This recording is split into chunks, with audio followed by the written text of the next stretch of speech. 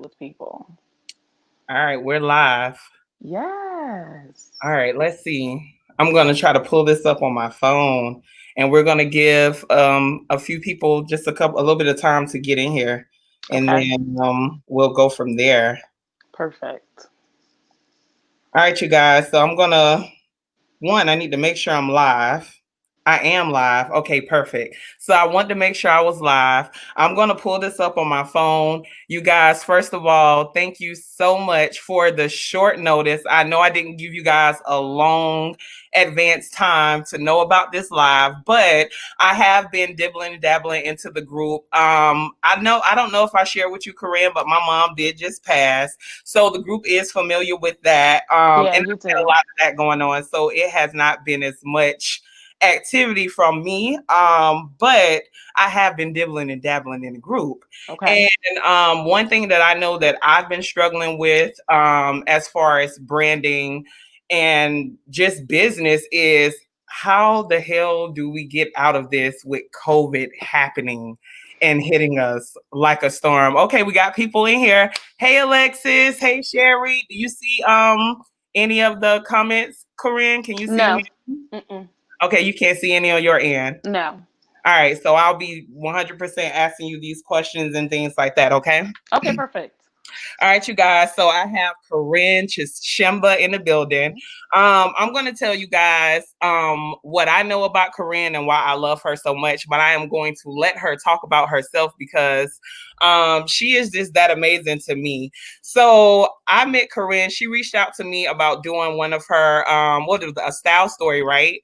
A style story for one of her segments for her brand.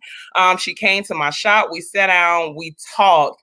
And by the time I was done doing her style story, I realized, like, man, this woman really can help me out. She can really help me. Like, I'm struggling, and I want to share with her what some of my insecurities are with my business, just all of those things. So we ended up really connecting from that aspect. And once I shared with her what some of my I guess opportunities were with my business, she was able to really just give me some strategies and advice that could really pinpoint me in a direction. And honestly, you guys, I just got serious and I was ready to charge for it. So um she's a very amazing person. She knows her business. She's not going to sugarcoat, and she's going to keep it 100 with you guys.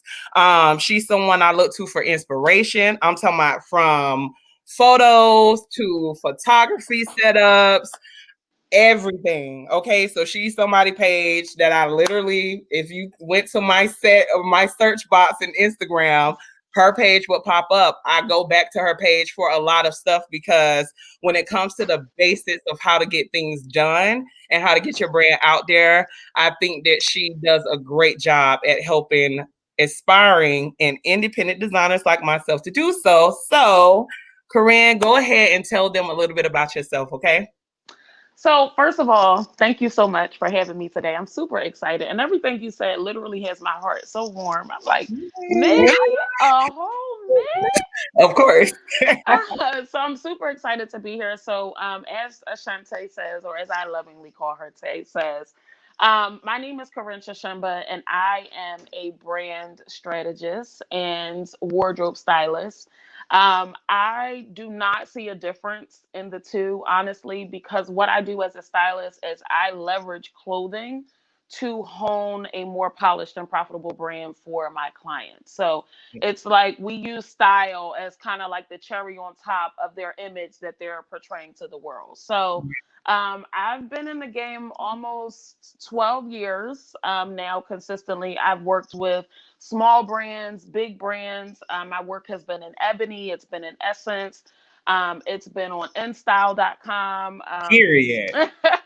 And so I've worked with really great photographers, really great people, just throughout my career. One of the consistent things that I have always paid attention to is that perception is reality. That's right. How people perceive you is what they think or feel to be true. So if you can create, and you'll hear me say polished and profitable a lot because that's my mantra. That's my tagline. That's what I personally live by, and that's what I instill in my clients. If you can have a polished perspective, you'll Right. have a profitable reality. So Absolutely. that's Listen, me in a gist. that polished perspective, profitable reality. Make Yep. sure y'all writing that down because that's the gem.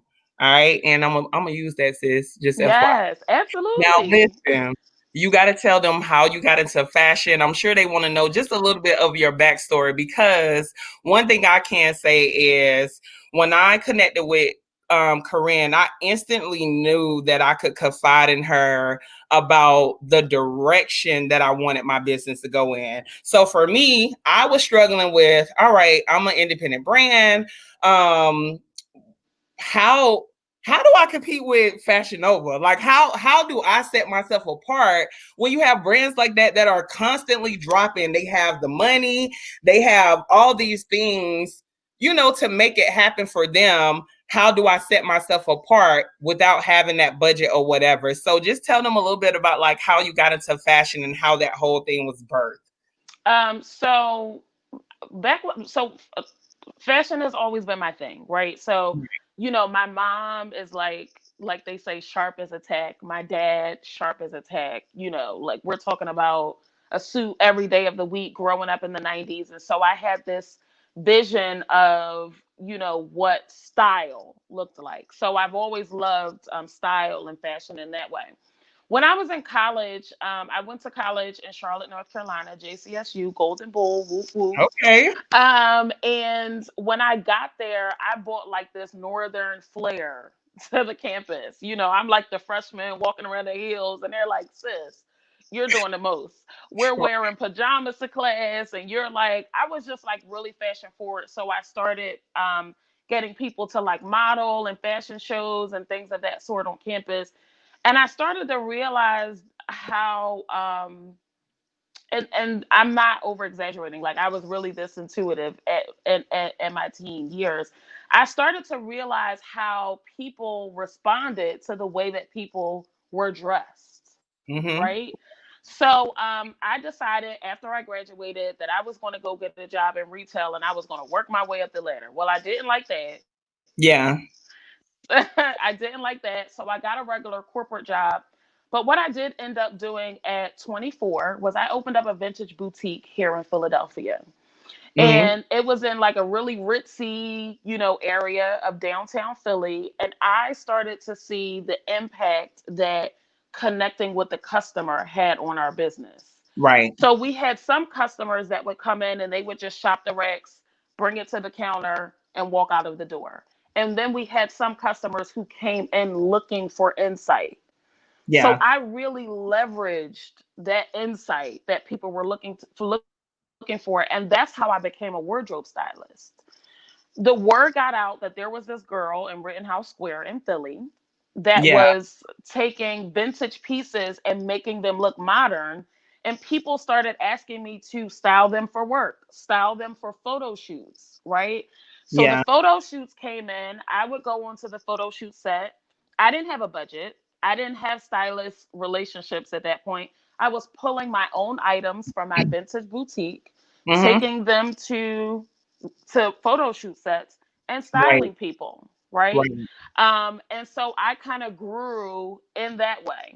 Then I got a little bold and I started reaching out to people to say, hey, this is who I am. My boutique has been featured on this website, on the news several times, and this magazine. Would you mind if I use your clothing for this client to create Right. visibility for the client, but also for you? So I should, mention that I went to school for public relations. So I have the book Yeah. smarts component of it. But then there was this innate part that was like, this person can really build a narrative Mm-hmm. with clothing. Like That they story. can literally tell the story of who they are and walk into a room and nobody knows who they are. And I learned that on the job. PR Yeah. teaches us that creating a narrative gives us that leverage in any environment, right? But, when you're young and you're in school, you're like, oh, the textbook says that. But when you actually get to see it put into play, I was hooked. I'm like, what? Let me ask you this, Mm-hmm. because you were talking about storytelling. I know one of the most important things that I do see is the lack of storytelling when it comes to independent designers. So I feel like, how do we figure out, well, and I know that when we talk about storytelling, that goes to aesthetic. So what advice can you give the independent designers who are struggling with their aesthetic and to figure out what that story is? Because I feel like there's a line there, there's a step that's being skipped over, and that's why it's not all correlating, if that makes sense. I think the key word that any business owner, designer, but any business owner, but we're talking about designers today. I think that the key word that we must keep in mind when we're telling a story is authenticity. Mm-hmm. If you're not Absolutely. transparent and honest with yourself and who you are, and you're not authentic in who you actually are, it has nothing to do with your customer, has nothing to do with what design school you went to, or if you're self-taught, has nothing to, it's about who you are. So if you're losing your authenticity, then you don't have a story to tell. You're going to constantly be in a space where you're trying to figure out, oh well, who can I copy now, and who can I be now, and That's the word. what facade can I put on now, and what's the next big thing, and what's the hottest thing, and what's the it factor. If we look at successful designers, not like Fashion Over, Pretty Little Thing, Rainbows, whoever, whatever, Right. whoever the person of the time is, right? They're fashion. They're always going to be popular because they're going to take what the fashion world says is in, and they're going to overproduce it, and they're going to shove it out as fast as they can with their big budgets, right? Yes. We're talking about designers like let's say Gucci, the first brand that people go and take their high end money, take their when they get their money, they got to go to Gucci, right? If Yeah. we look at Gucci from day one, there's a story there, right? It's Baroque, it's luxury, it's exclusivity, it's Right. Italian. It is, if you have ever been to Italy, you can literally see the fabric Yeah. of Italy in the Gucci brand, Yep. right? Yep. So, as a designer, it's your responsibility to find out what I call it personal prostitution. My clients laugh at me when I say it, but what part of yourself are you okay with what part of your personality, your personal experience, your thing that you're proud of the most, that you're okay with prostituting for profitability? Right. Because if you're comfortable with it, if you're authentic in that, you don't have to make up a story. You don't have That's to right. figure out, what you need to say, or what it needs to look like, or what it needs to feel like. You need to tap into self to say, this is who I am, so that when you show up in an industry, people feel you. They connect with your messaging. I tell people all of the time, people do not buy products and services anymore. They Yep. buy people. The That's right. rise of the influencer, the rise of the socialite, the rise of the supermodel made way for people to say, I want to be that person. I want what Yep. that person has. So when you're trying to create a collection, you need to find a part of yourself that is true, is transparent, is genuine, is honest, and authentic, and say, this is the part of me that I want to make art around. And Absolutely. if you own that, if you truly are authentic in that, it's going to come across. Your passion won't leave you for it. Your passion won't leave because it's personal. Yeah. It's I easy was for. gonna say, I don't mean to cut you Oh off. no, you're You fine. You're fine. also said a Facebook user. You guys, I'm sorry. So with StreamYard, you would have to accept Give them permission to access your personal information for us to be able to see your name. So until you do that, it's going to say Facebook user on my end. But Yeah. someone did say storytelling works great for getting grants as well. Don't be ashamed to share the why of your brand. And I wanted to add to that, what you talking about authenticity and things like that. A lot of people always ask me my why when it came to CO. And the things that I always talk about was my height, my weight, those things that make people consistently shop with me, regardless of if I'm doing trendy pieces or not. I serve a tall customer. I serve a petite customer. I serve an extended size customer. I'm serving customers in places where they are not served in every single brand. Do you get what I'm saying? And so it's like, I know I've already found my whys and those things that's going to set me apart. And so I can always lead and tell that story because that is a true story. Y'all, I'm 5'10". Finding pants is real hard for the kid. So I So just you, made my own. yeah, you found a way to leverage your flaws, right? Yeah, Let me tell you what my flaw is, right? My flaw is that I talk too much. And I don't think so. I no, I don't believe it is a flaw. I'm telling you what the world has told me since I was a kid. When I was a little girl, if people asked me what I wanted to be when I grew up, I would say that I wanted to be Oprah. She looked like me, she sounded like me, and she was on television and she spoke her mind. And I have always been that person. I also believe in fairy tales, right? I believe that I can make something out of nothing. So Mm-hmm. here I am in a career where you literally have to create narratives and talk to people all of the time. Where the world found it as a flaw, I have been able to help hundreds of people bring their dreams to fruition because I know how to tell a story. I know how to build a narrative. And that is what I am authentic in. People ask Right. me all of the time, Corrinn, what is it that you do? And I say, I make things beautiful. That's Listen, it. someone Words, asked if you wardrobe, and could whimsy. someone asked if you could define personal prostitution again, because that was a nugget. Absolutely. Personal prostitution is where you find something about yourself that you are comfortable with leveraging for profitable gain. Period. Let's break it down. Look at everyone in the world who is successful in any field, right? In any field. They probably called Steve Jobs a nerd when Yep. he was growing up. And he took that, flipped it on his head, and left this world and his children with billions of dollars, right? So Yeah. where everybody else would be uncomfortable with being a nerd, he leveraged that part of his person and he prostituted it, Yes. Yes. right? He Yes. did, right? We can look at Donald Trump as the president. He is a person who loves to be on camera. He loves the TV. He loves to be seen. He Right. loves to, and his whole career before he got to the White House, that's all he's ever done. He doesn't even need to be as intellectual as other, people in that role, right? We Yep. can look at someone who is an Instagram model. She likes to take pictures. She likes to do her makeup. She likes to be seen. She's okay with leveraging that part of herself and making money of it. You don't know these people's personal business. You don't know who they are.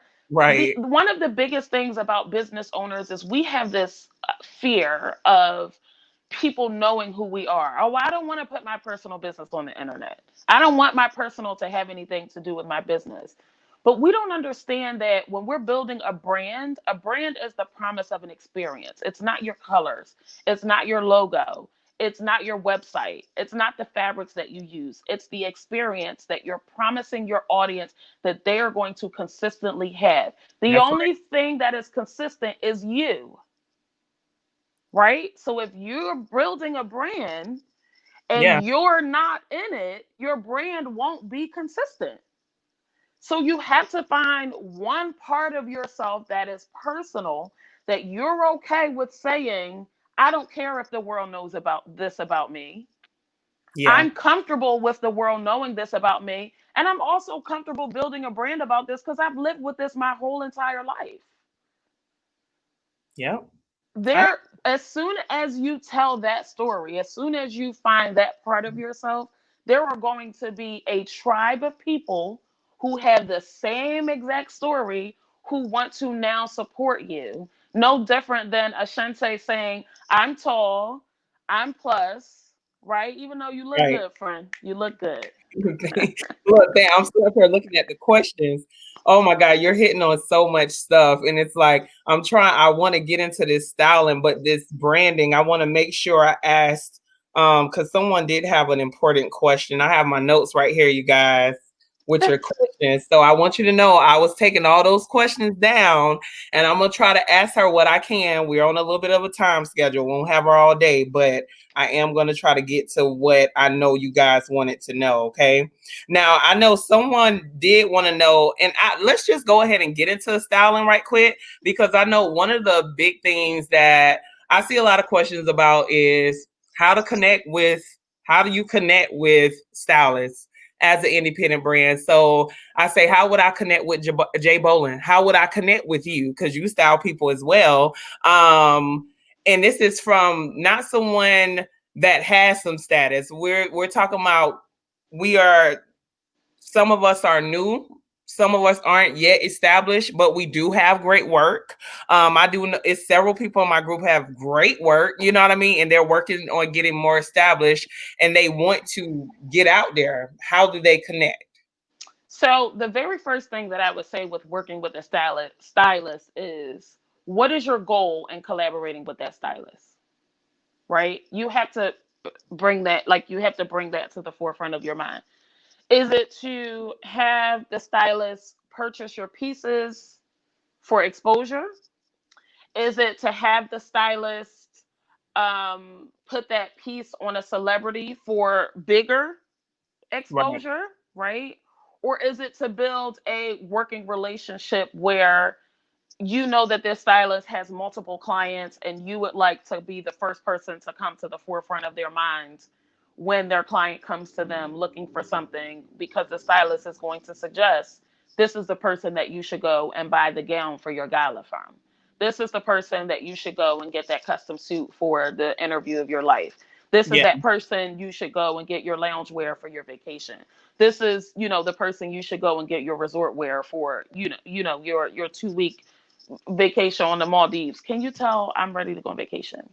Anyway, the reality is every relationship with the stylist is different. And every time a stylist reaches out, their expectation is different as well.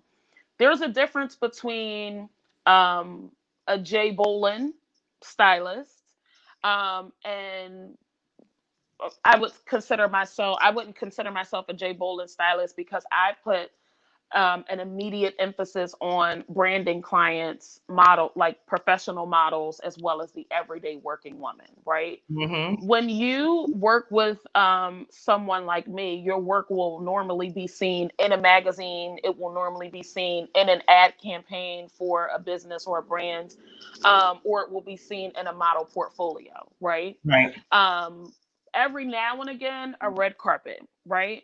Jay Bolin is a celebrity stylist, and the first question you should ask when you're reaching out to a celebrity stylist is, are you actually ready for that exposure? Yep. Because it comes quick. And I It want to tell you does. guys that from personal experience, with my personal experience with styling and working with celebrities, I have never gotten a request for a pull in enough time to do something. So that means that more than likely I would have to have things on a rack. That's why I keep a rack full of clothes. Um, Absolutely. I mean, and it's almost positively 24 to 48 hours, unless of course that stylist may have had you in the forefront of their mind, y'all have a working relationship or whatever. So you have to really be ready for these things. That's why I say you never stop designing, you never stop sewing, you never stop creating, because you never know when your moment's going to come, and they don't have time for you to run to the fabric store. They don't care about none of that, y'all. Yeah, the suggestion that I always make when it comes to new designers, established designers, looking for exposure designers when it comes to stylist pools. And this is from a styling perspective, but this is really to benefit your ability to seize opportunities when they come to you. A professional stylist is going to ask you for a line sheet of pools, Yep. right? And what this means is, what I suggest for designers is that when you're creating a capsule collection or when you're creating your collection, if it's feasible for you financially to make two sets of samples, Yep. one that is just for styling pools, right? And even if you're not charging the stylist the full amount for that sample pool, you should have a contract in place that says this is what the pool fee is, right? Because a Mm-hmm. quality designer really shouldn't be sending their items out of the door for free, Mm-hmm. right? And that pool fee, what some designers want to know, what is that? Now, I know for me, I've always known the pool fee to be a percentage of my retail cost, and so I was doing my pool fees at a percentage of 35%. Everybody's paid it. Yeah, so that's a good percentage. It typically is between 35, 25, and 40%, right? Yeah. That's a really great fee, and your percentage should be able to cover dry cleaning if the stylist is trifling and doesn't take care of that. It should also cover any repairs that may need to be done. Mm-hmm. Um, and it also should cover the replacement of the cost of fabric. Right.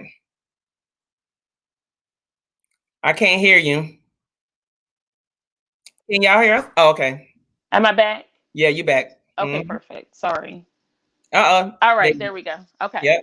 So it should also cost the it should cover the replacement of fabric if the person doesn't bring the garment back, or if the person, totally ruins it, to an extent where it can't be replaced. I always go ahead. I'm Someone sorry. said, what sizes would you suggest having on the rack? It depends on who your demographic is, who your That's what I target was gonna audience say. is, It depends because on your it audience. depends on who your audience is. There are some designers who only carry plus on the rack, right?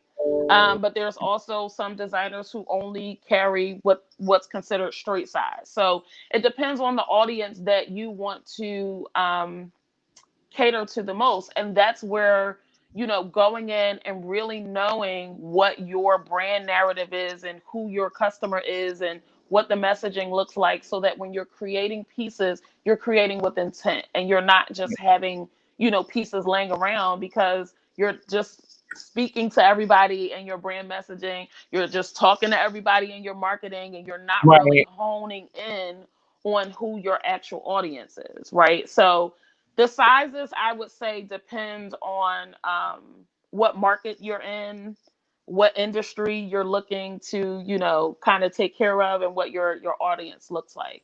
Someone Um, said, I'm sorry. How do you ensure you get paid when the stylist pulls from you? Paid Like, for. so I guess, well, see, well, that's where the percentage, if you're charging for the clothes, then that would be the payment, That's the payment. right? If you're charging for the clothes, but if not, then your percentage, your pool is what your pool percentage is what your payment would be. Right. Right. So the full percentage is the payment. Right. The pool percentage is the payment, because when a stylist pulls for you, they should be giving you dry cleaned garments back. The- You know So what I mean? Like what if it's they don't give you your garments back? so every designer I've ever pulled from keeps a card on file. And before I walk out of the door with the garments, they run through a transaction fee. And if I don't bring the garments back, which thank God I've never been that person, they have my card and they refund the transaction fee. So the nugget that I But just if took from that, Right, let me cut you off right quick. The nugget I just took from that, you guys, is if you are having a stylist to pull your clothes and they run off with your clothes, you sign a contract with them or whatever, make sure you have a card on file. Now, I've never made sure I had a card on file, but I've also always been paid for the work through like PayPal or something. But I ain't think about that. And so I'm gonna start doing that because y'all not gonna get me. Mm-mm. So when I pull from Nordstrom, Nordstrom requires that you have a credit card. They do not allow you to do it with a debit card. You have to have a credit card. When I pull from Nordstrom, they charge me 50% of the cost of the clothing.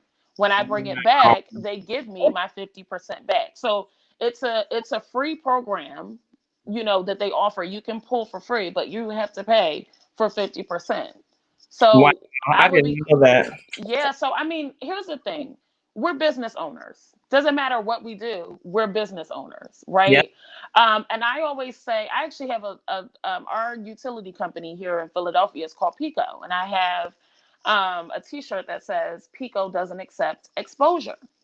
And one of the things that, as exposure as form of payment, right? One of the things that I always remind business owners is that we cannot expect people to respect us in a way that we do not respect ourselves. People have to show up and step up to your standard based on how you present yourself to them. So Right. if you're overzealous and excited about working with someone because they throw a celebrity name out there, and you don't have your paperwork, your contracts, your merchant payment processing component in place, you set yourself up to be taken advantage of. No one owes you the respect that you don't give yourself. You better preach. They don't. And You so better preach. the reality is, if you want to charge, I have a saying. I say this to all of my clients. As business owners, we're like the mother duck of our clients. When we get ready to cross the street, the ducks that love us, respect us, care for us, want to be taken care of by us, they cross the street with us. The Mhm. ones that don't, they ain't your ducks. Yeah. Fact. Leave. They're looking for somebody, they're looking for another mother duck. They're not your Yeah. ducks, right? Yeah. The reality is, we establish that respect by carrying ourselves in a different way. We can't be so desperate to take care of everybody that we don't take care of ourselves. So when it comes to your pricing, when it comes to stylist pools, when it comes to your marketing, when it comes to your language and tone and messaging that you use to talk to your audience, you do not need, in fact, you shouldn't be trying to talk to everyone. There's Mhm. a niche audience that you need to identify and become very closely acclimated with, and spend your time focusing on that. When it comes to stylists, it is the same way. There are some people who call themselves a stylist, and people can take it as shade or not. I've said it so many times. I'm like, listen, I don't mean it as shade. I just mean everybody is at a different place in their journey. There Yeah. are some stylists who, yes, have a very great eye for style, but their business acumen is not together. And so as a result, they make it difficult for other people to Yeah. pull from a specific designer. I shouldn't have to tell a designer what the time limit is for when I'm giving you your item back. You Your should be telling, we you should be should telling you exactly. Right. Your contract should say, this is the fee that I require. This is the condition that I require my items to be in when you return them to me. And you have 7 days with my garment. After 7 days, or if it's 3 days, if they're local or whatever the case may be, it could be 24 hours. There's some people here locally that are like, sis, bring me my stuff tomorrow. And I'm like, okay. You know what I mean? But it just depends on what they, use it for, what they need it for, whatever the case may be. And they do 24 hours because they prefer to do their own dry cleaning, and that's fine. But you are responsible for telling stylists because they reached out to you, so they clearly see value in what it is that you have. Right. It's an Right. equal opportunity. They need your garment, yes. It would be great if you got exposure from it, but if you don't, at least get your garment back in a portion of and your payment, however you decide to do it. Mm-hmm.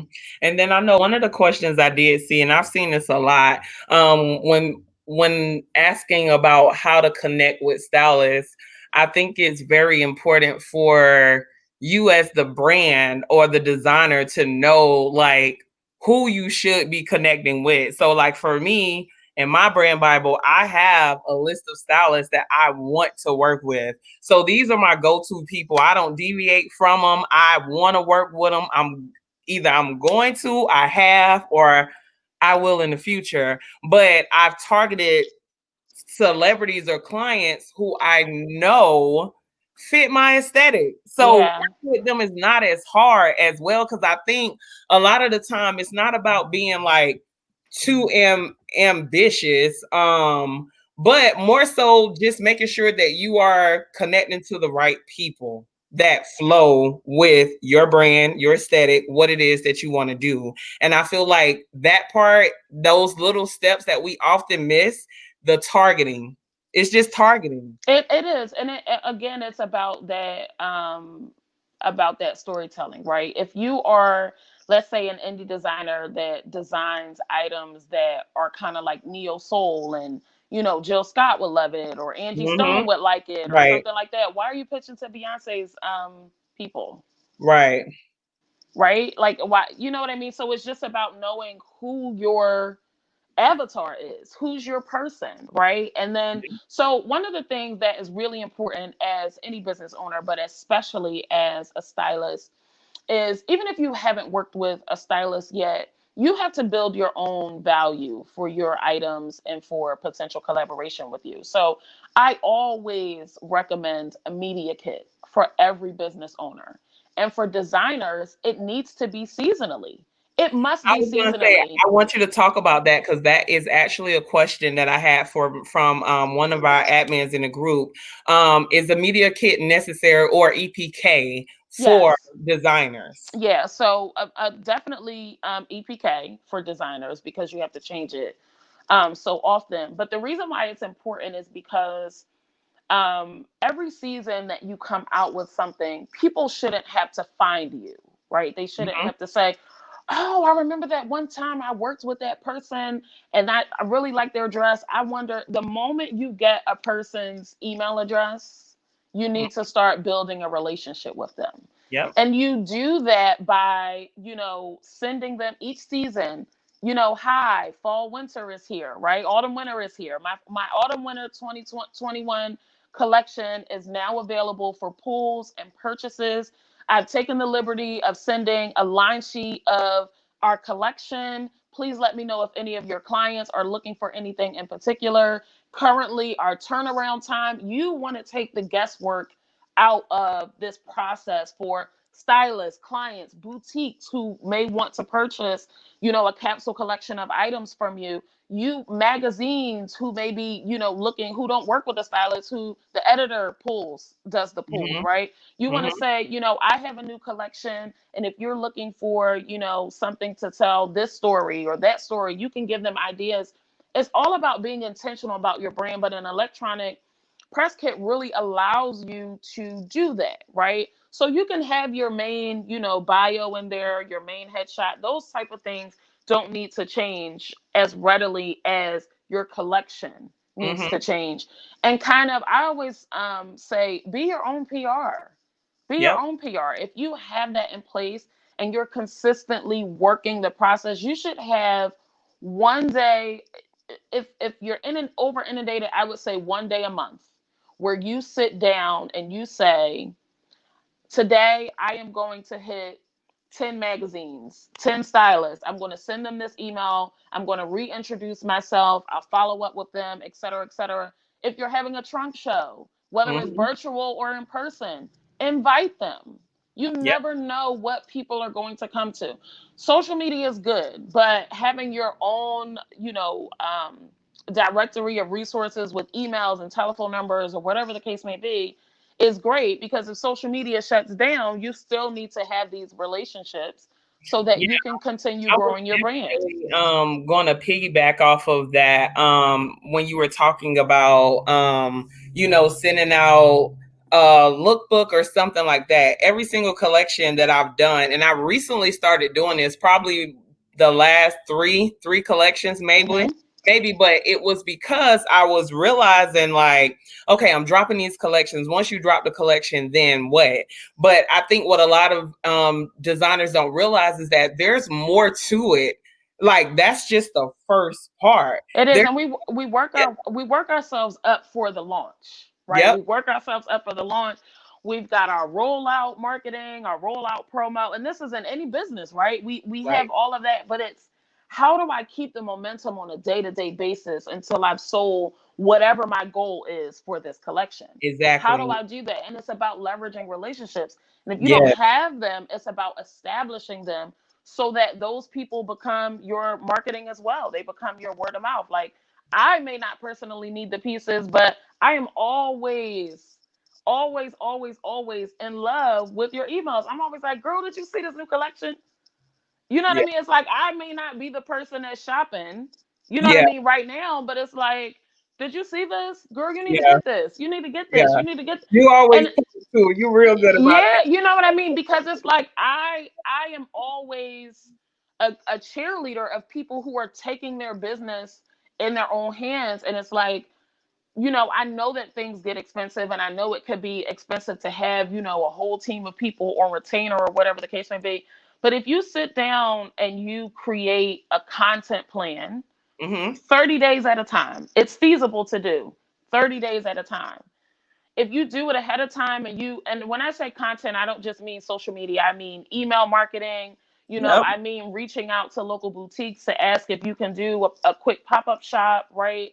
And when it comes to pop-up shops, you definitely want to make sure that you're identifying who their customer is. I have several questions for that. So you want to tap into that right quick? Yeah, yeah, absolutely. One of our girls in here, Crystal Jordan, I think she has a pop-up shop coming up, and she had some pretty good questions.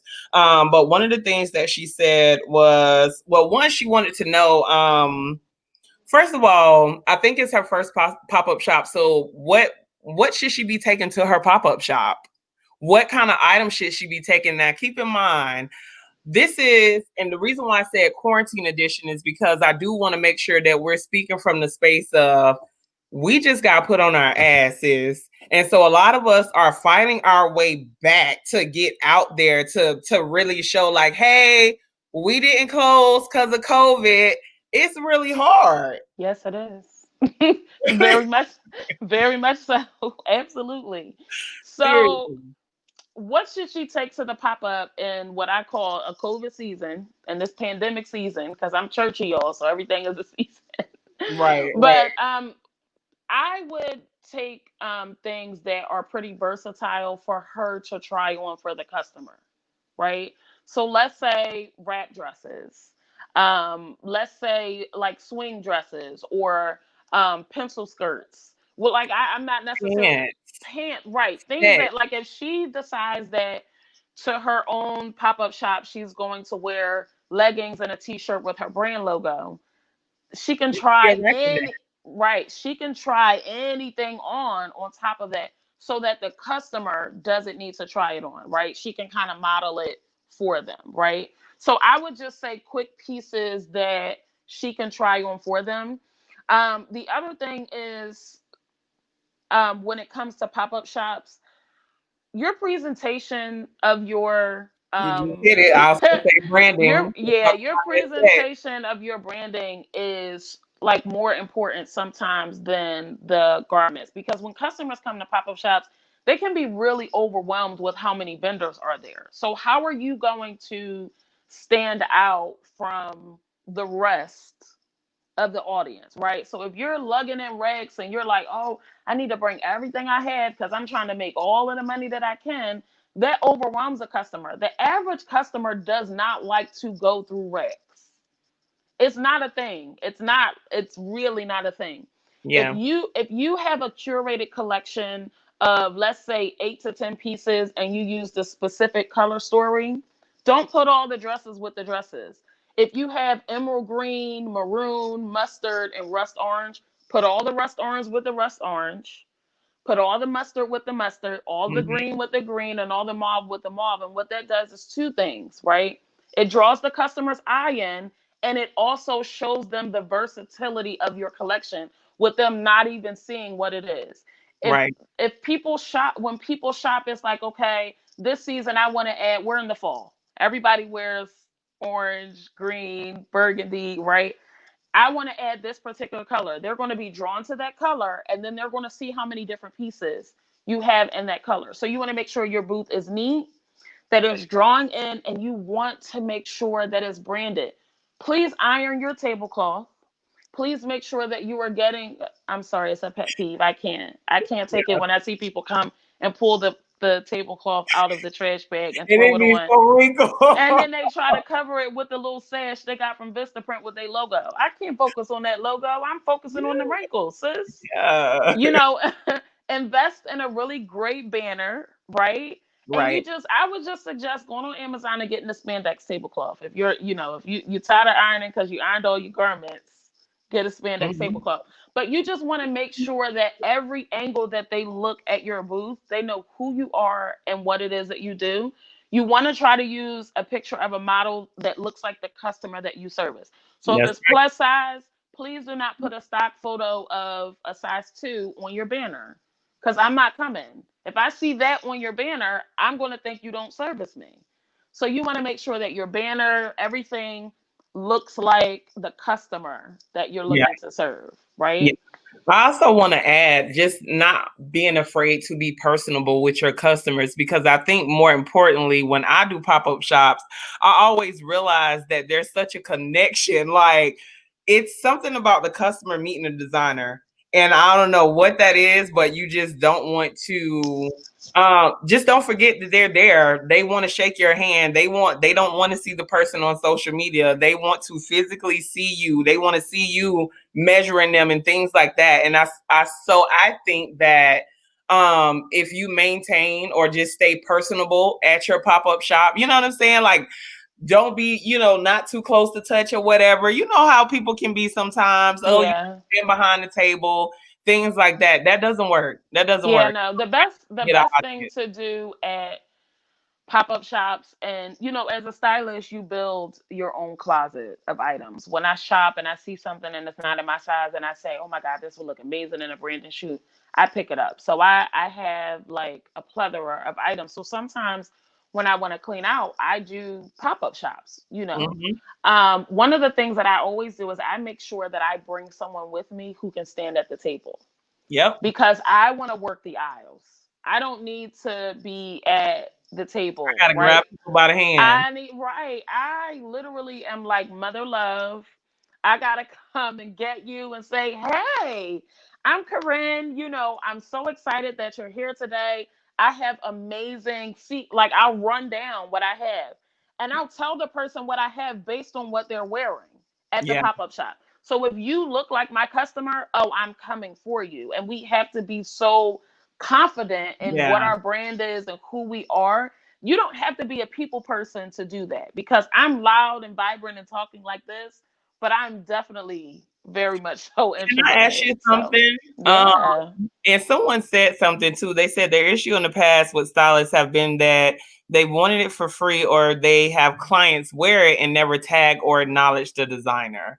Now, this one, the tagging and the acknowledging of the designer is so iffy, because I stand on two sides with this, because I be ready to square up when I don't get tagged, but in the same sense, I understand business and I know how this works. And so if it's not beneficial for both parties, or if I've already been compensated, I don't expect the tag.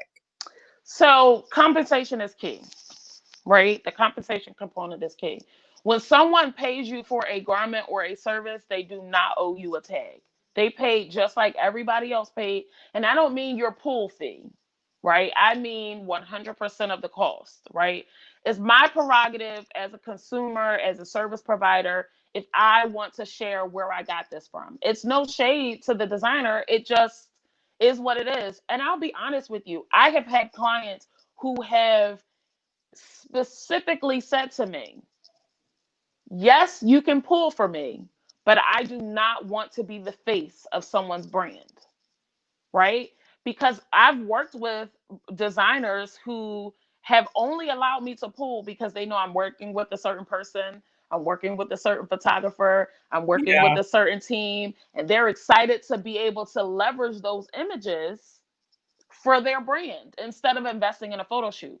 What I would suggest is this: you have to be very clear and concise about what your expectation is of the collaboration. When you're working with a stylist, if they are not paying you, they're paying you a fee or paying you 100%, then you have to say to them and even put it in the contract that in exchange for the use of my garments that I will receive credit for the fact that this person is wearing the item Yeah. regardless of where it ends up, right? So if it's in a magazine, you need to give me credit. If it's on social media, if you're going to use it and we're going to work it out where you're not going to pay me, you have to hold them accountable to that, right? We have to also be careful that when we, because there's this thing with intellectual property, and I ran into that as well. Working with people, and I'll just say it really quickly, is that sometimes if you work with a stylist and they're working with a photographer, that photographer owns those pictures. So Mm-hmm. please do not just snag that picture from their page because you want to put it on your page and tag yourself and say, oh, this person used my items and this, this is my dress, get it here, et cetera, and not give that photographer credit as Exactly. well, because you'll run into that issue. But I think it has to be clear and concise. If you're not going to pay, you have to say where you Yep. got it from. Yep. Yep. Now, look, someone said, but correct if they pay. I understand if they don't want to tag, but how do they ask? How do they ask for free and still don't want to tag? I mean, but this is the It's thing. audacity. Yeah, It's it's just audacity, yeah, and it it's really it really drag. speaks to the more so to the character of the person versus their business practices. Even if I do pay, like my husband has this saying, he calls me, he always says, in the benevolence of my heart. Everything is the benevolence of my heart. We say it because I went into business specifically to create awareness for other people. That's literally what a publicist does, right? A Mhm. stylist does. We create awareness for other people. So even if I do pay, I want the person to know exactly where I got it from. Even if it's a store here in Philadelphia that doesn't have a social media, I will put the person's name, the address, Yeah, and the name of it because that's who I am, right? Even whether I pay or I don't pay, that's who I am. A person asking for free and not being willing to tag speaks more to their character. right. You touch the stove once and it burns you, don't let it burn you again. You learn your lesson. That's it, y'all. Seriously. I've been burnt several times, but I don't even go. I just don't even get into it. I just won't go back. It's Yeah, just that that's simple. it. That's it. Don't That's go it. back. Yeah. Okay. All right. So another question, you guys. Oh my God. When I tell you, I said drop them questions. I appreciate y'all, but damn. Yes. Oh my gosh. Oh, you know what I do want to ask you? Um, how do you think how do you feel? I mean, how do you think like I guess as far as the indie space is concerned, like how I feel like I'm struggling with how to actually get out of this space. Does that make sense? So it's Absolutely. the iffy space of like so I was planning a relaunch. Of course it's gotten pushed back and things like, Yeah. but I also feel like I'm trying so hard to hit the quarantine connection. You get what I'm saying? That like I don't know, girl. You know how I get. I get real scared. You see, I'm talking in circles, but it's like I'm so scared I'm gonna miss the quarantine mark with my relaunch. You get what I'm saying? And it's like I'm really hoping that I can connect with my audience in a way where they see like, okay, she's done the work, she's pivoted. It's clear, but So the very first thing that I have to say is you have to find the confidence in it. Yeah. Because when you get ready to communicate it to your audience, if you're not confident, it's going to come off that way, right? Mm-hmm. So that's the mindset. Yeah. That's the mindset part of it, right? But the other part that I will say is that when it comes to any launch, relaunch, um, the difference between indie and mainstream is volume, right? Yeah. It's the volume of what you can produce for your audience, right? And I don't just mean the volume of the product. I mean the volume of the marketing, the Yep. volume of the content, the volume of the audience, right? Yeah. The volume of the consistent engagement and the connect, right? So the reason why I say that is because I remember specifically the very first photo shoot that Monique C ever did. Yeah. I remember, and it was indie. And I remember when Monique decided that she was coming out of indie, right? I remember when she decided it. I don't know her personally. I don't know what her vision board looked like, but I saw her make the decision visually Mm-hmm. that she was coming out of indie Right. because a year after that initial, and it's not to say that indie designers can't have a certain caliber of aesthetic and visual marketing, because we know that they We can, can, right? but we don't focus on that. And I don't know why. And I know that that is the big missing factor in what separates us from, like you said. It is. Here's the difference, right? One of the things that I always say, and I talk about Ming Lee in Atlanta because her hair that she sells is not in a hair store, right? You're not going to be able to go and get it from your local Styling Beauty or Hair or H Town, whatever your beauty supply store is called. You're not going to go and get her hair from there. But she's mainstream, Yeah. right? Because of the volume of productivity that she does with marketing and engaging with the audience and touching the touch points of her audience without selling something, right? Mm-hmm. When you decide that you want to go from indie to mainstream, it just depends on your volume. It depends on how the biggest part of the volume is how much you believe you can actually do it. Yep. That's true. How much you believe you can actually do it. Because we can be honest and say we don't spend as much time as we could.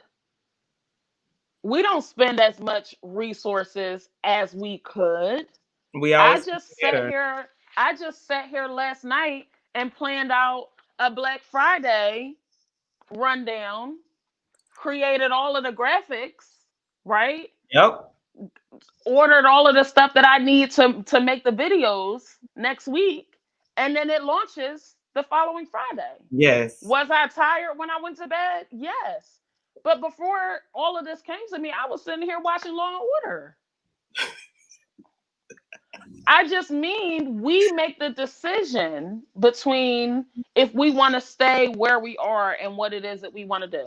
So the moment you think about it, the moment you say, okay, this is what I want to do differently, that's when you act on it. And you don't stop until you kind of see that momentum. Momentum Someone only comes said, from consistency. someone said, how far in advance should you start marketing a collection? I I Okay, so go usually ahead. do my run for me, especially being indie, and now I also want to piggyback off of what she said. We're talking volume, the difference in all of those things. So I try to do mine probably about 2 weeks before I drop, and that's just starting. But that's not the campaign itself. That's just the back end as to who needs to know about it, who I should be at, you know what I mean? Like who I should be communicating with. So before I even let I want to say my VIPs or whatever see it, I go to my stylist influencers first, then I hit my VIPs. and then it hit social media. So I don't know how far in advance it just depends. So the one thing that I want to say, the way that you do it is very smart, right? But if we're just talking about the consumer audience, which is a difference between stylists, influencers, VIPs, that kind of thing. If we're just talking about consumer audience, I say a month. And the reason why I say a month is because there's a whole anticipatory component of marketing that businesses, small businesses, just are not leveraging. Mm-hmm. Right? I watched a young lady who has never mentioned anything about branding, marketing. She's never mentioned any of that before. Run a whole 6 week brand boot camp. And Yeah. I don't say that in a shade place. I say it like, I, bravo to Yeah. her, right? Going in. Right, exactly. She ran a whole 6 week, not 6 week, that's I'm talking about my own program, a whole 12-week program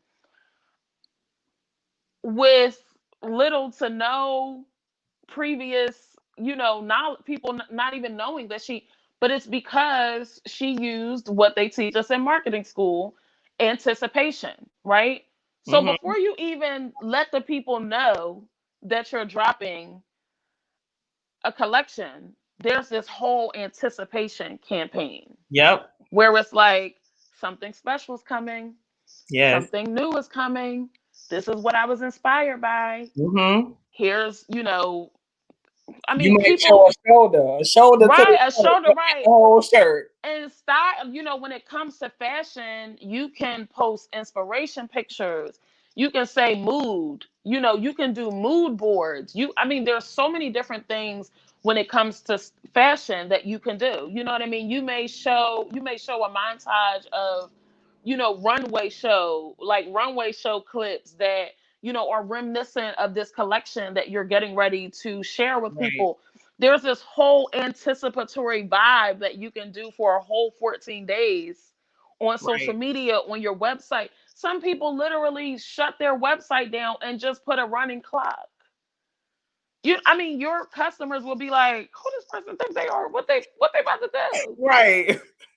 Hey, listen, I I'm mean, gonna I've have to do seen people, that. right? I've seen people come out with screen print T-shirts, and they've shown, monkeys in the forest. Like, I mean, the theme of it was like um exotic melanin or something like that. So like Yeah. one day you went to their page and it was like a picture of the rainforest, and in the background it was playing rainforest sounds. What they Right. have to do with it? But it had like 1,000 comments of people like, "Oh my god, I can't wait to see what this is about." This and they came out with a sweatshirt that said, "My melanin is exotic." That was the collection, And it and was they like, sold right. out. It's And lit. and they Yeah. and they had like 1,000 followers. It's about building the anticipation. It's about getting people excited about who you are and what you do. And if you come up with a theme, run that theme in the ground. Right. Right. Someone said, this might be for me. So Mm-hmm. also for a small budget designer, what's advice for manufacturing? I've had a few pieces created and I'm unsure how many pieces to start with.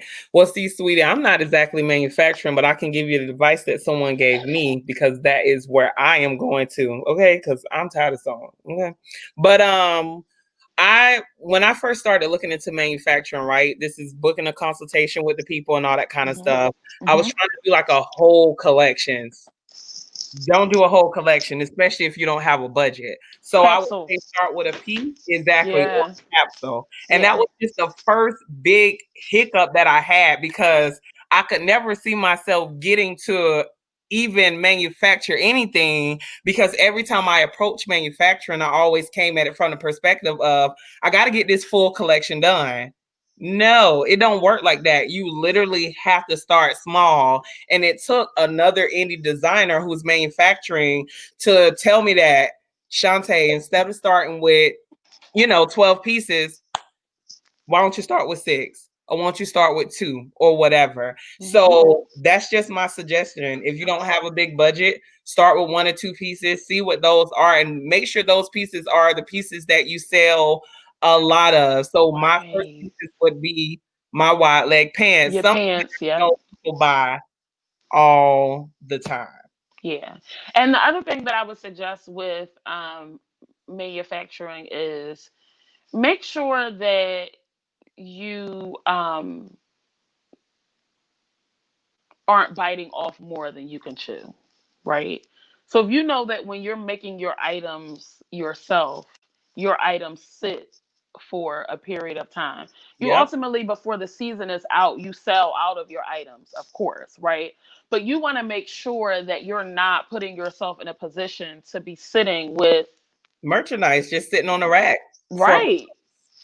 because my thing Exactly. is, if you're going to start manufacturing, then you should immediately, like, as soon as I knew I was going to start manufacturing, I knew I needed to figure out what events were happening every single month for the whole year of 2021. 2020, well, they shut 2020 down. But you get what I'm saying? Like, you're going to Yeah. have to position yourself to be able to move those pieces if that's what you decide to do, and that's the only reason why I haven't done it. Made to order works for me. Do I aspire to manufacture? Absolutely, that is the goal. However, right now in this moment, made to order just works, and And it's just a well-oiled machine. Go ahead. And one of the things that I would also say to you is if you start off with a smaller quantity, you want to get clarity from your manufacturer of how fast they can turn around a new quantity of the same thing, right? So if you're working with a manufacturer that has like a 45-day turnaround, that may not be the person for you if you are looking to get a small quantity and then Yep. do pre-orders for a re-up, right? They're not the manufacturer for you. If you have somebody that says, "Oh, if you let us know on Monday how many, pre-orders you have, by Friday we can have them done and shipped to you." That's Mm-hmm. your person, because then you can say to your audience, "Hey, you guys love that first drop so much. I'm able to restock, this item, it'll ship to you on this particular day." And the reason why that works is because you're effectively communicating to your customer that that works. Mm-hmm. That doesn't work for brands that make that decision, do the pre-orders, don't tell their audience what the shipping time and turnaround time, et cetera, et cetera. But Mm-hmm. that's a whole nother conversation for a whole No, day. but you know what? This is just good basis information, because I know that I see the question about manufacturing pop around a lot. And sometimes I try to answer what I can, but I know that, I'm just ready to be in that space so I can record it and just show it. You know what I mean? Because it's a lot, but I do It know, is. like, if it's something you aspire to do, don't let anyone talk you out of doing it. It's not a right or Mm-mm. wrong way to this. I just think that you got to figure out what works best for your brand, and You that's do. it. Made to And order work. here's the thing, you may decide that a portion of your brand is made to order because you can whip out a pencil skirt with a matching shirt in an hour. You know what I mean? But your more complex items, you may want to have those manufactured and have those on hand for a quicker turnaround, right? So you may do made to order for some of your pieces, manufacturing for some of your pieces. You really have to figure out what works for you, what works for your time frame, what works for your customer, and what works for your budget. Yep. See? Period. Okay, so it's 107. Girl, 107. I know, look, you still got the party. Oh Look, no, they I'm still fine. dropping questions. Oh yeah, no, Oh I'm my I'm God. fine if you're fine. I have time. Okay, I'm good. Yeah. So they're saying, all right, y'all, listen. Thank you, because I know you busy. Oh yeah, no, it's fine. I made sure I blocked off enough time, so I figured we would go over, Okay. so that's fine. All right. So someone said, when you do a drop, are you doing pre-orders or a certain amount up front? So I never do pre-orders or a certain amount. I do made to order. So I do my sample pieces and I do multiple samples. So like when I shoot this relaunch, I'll be shooting probably about 20, 30 samples, but they will be of the same thing. When I do my samples, I also try to make sure now, you don't have to do this if you are Photoshop savvy. However, when it comes to style and pulls and things like that, this is why I started making so many samples. So if you Photoshop savvy or whatever, you can simply change the color on the set. But if you want somebody to pull your stuff and you don't want to have to worry about making this every single time, make your samples, keep them on the rack, and have them available for pulls at all times. So I make a whole lot different sizes, and I really just keep them on standby. And I try to do the most popular sizes from that run. And so it'll probably be 1X, 2X, and 3X, honestly. And so I'm going to say this. I don't think that it's a problem sewing things, having them on the rack, because I also know that I'm going to do a pop-up shop. So I feel like this, as long as you have a plan for your pieces at all times, you're always going to have money coming in. And that's literally how this works. And when I can't do a pop-up shop in person, where I do a pop-up shop at? Right on Instagram. Right on Instagram. It works every single time, you guys. Every time. Somebody So said, how here, do you find them? Oh, go ahead. You got something to add to that? I do. So I always say from a perspective, because I'm really big on customer service, and anybody in business should be big on customer service. I believe that your service sells better than your popularity, than your marketing, than anything else. And if you're going to do pre-orders, there needs to be a clear communication Yes. Oh with my gosh. what the customer can.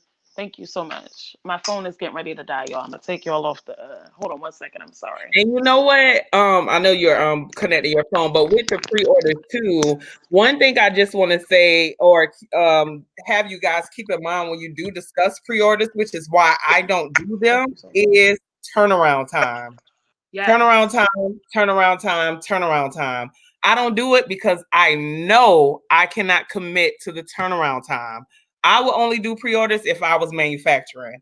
Yeah. So I was going to say manufacturing, or one way that I've seen it successfully done is um, kind of really honing in on your logistics, and saying if you do your pre-order by this date, this is when you can expect it to ship. And people do it in blocks, Yeah. right? So first pre-order is that. Some people are logistically savvy in that way, and this is just for people who are actually made to order, right? So you have to know like what your productivity is, right? So if Mm-hmm. it's, let's say it's a essential, set where it's leggings and a swing shirt. If you know that you can do 10 of those in a day, or I'm sorry, 10 of those in, let's say, a week, or whatever the case may be, then Mm-hmm. that's what your initial pre-order allotment should be. Don't Right. get greedy, right? Right. So you just have to do it based on what your productivity Right. is. Even Right. even with manufacturing, if they can't produce it in a specific time frame, before you release a pre-order, you need to talk with your manufacturer and get definitive dates. And then when you establish your pre-order, then you want to give yourself another 3 to 6 days of time on top of that. Don't say the manufacturer said the 21st it'll be ready, so I'm going to tell them the 21st. That's Mm-hmm. just not good customer service, right? It's not. And you know what? I'm glad that you mentioned that. Sorry to cut you off, but No I'm glad problem. that you mentioned that because I do want to say a lot of the times we know what we can and can't do. And one of the biggest mistakes that, and I've made this mistake before, especially launching oh my gosh, under delivering. Just that simple. Under delivering. You have to, regardless of what you see Amazon do, you have to be upfront with your customers about what your services are, how they're going to receive them, how they are going to be delivered. All of that is important. I'm telling you, I get messages all the time, emails, y'all be getting read. I get told off, and that's why I'm constantly correcting. And you know what I mean? Because it's like, girl. Yeah. So when I said earlier that service sells, right? I actually just finished doing a case study with a group of 12 women Mm-hmm. who and this is something that I do probably every 90 days for, just branding clients to see how their actions affect their productivity, I mean their profitability in their business. But I just did this case study with 12 women, and what I did was, it was like a focus group. I got Mm-hmm. 12 women in a group who consistently support online businesses, who had the receipts to prove it. Yeah. They had to have spent over $2,500 during the pandemic with small businesses online, and they had to have varying customer service um, Yeah. experiences. And the general consensus, which I already knew, but I just wanted to have valid proof. The general consensus was that the companies that they had worked with had presented themselves like they were like Amazon, like they were Yeah. going to drop this product, ship this product, and have it to the person in a certain amount of time. And don't get me wrong, U.S. Postal Service did mess up with shipping, but these people hadn't even created labels after 6 weeks for some of these, items.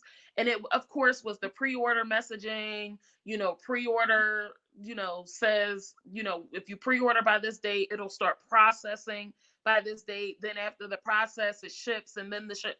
Just too many different, components. Right. The most important part about customer service is under promising and Over delivering. Yep. over delivering. And we're not talking about packaging and the tissue paper that you put in and how you wrap the Right. garment and things of that sort.